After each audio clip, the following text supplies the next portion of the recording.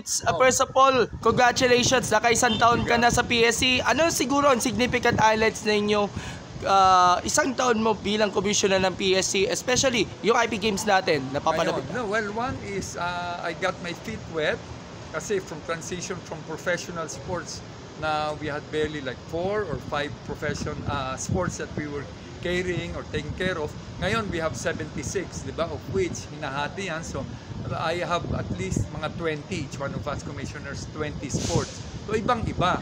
So, kagandahan yan is that I am very involved in sports at yung mga na-oversight sa akin, boxing ang akin and some other combat sports.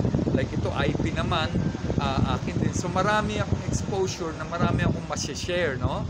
So, after 1 year, and then we're looking forward towards itong aming 6 years in office na makakatulong sa ating mga atleta. Yun ang ating hinahabol at sa ating mga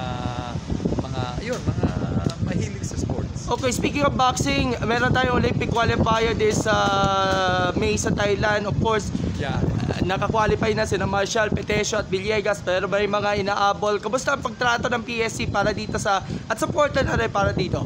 Yan, mga Olympians natin, binibigyan natin ng all-out support, no? In fact, bago sila qualifying, binigyan natin sila ng lahat ng mga chance makapag-train abroad. Pinadala namin itong team ng boxing sa Australia, tapos nagpunta silang Spain bago sa qualifying in Italy. Kaya nag-qualify yung dalawa doon. Ngayon naman, bigyan natin ng suporta lahat yan. From food, from nutrition, to psychology, to training. Lahat bibigyan na natin ng support ng mabibigay natin. No? Gamitin lang namin ni Chairman last week yung boxing nilang na head kung anong mga maitutulong ng PSC sa mga Olympians natin at sa mga magpa-qualify. Lastly, ikaw ba yung nag-umawak ng BMP Eaga Games? Hindi. Si Kong Wawit ang may hawak ng BMP. Okay. So ano pa iba pa mga aasahan natin on your office for this year?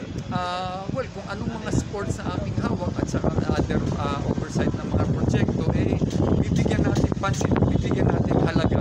Kagaya nitong IP na napag-usapan natin dati, parang isang mga laro lang yan. Pero ngayon, ang tinitignan natin dyan is talagang mabibigyan ng magandang exposure at chance para sa ating mga native at saka mga ating mga tribesmen na mapakita ng gilas nila sa sports. Alright. Parang inclusive lahat. Yeah. Alright, yung final message sa ating mga tagapanood at followers at Sports Corner PH.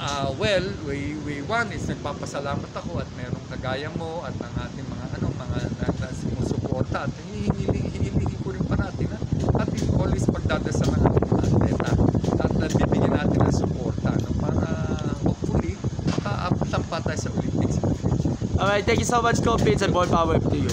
Picture mo na tayo.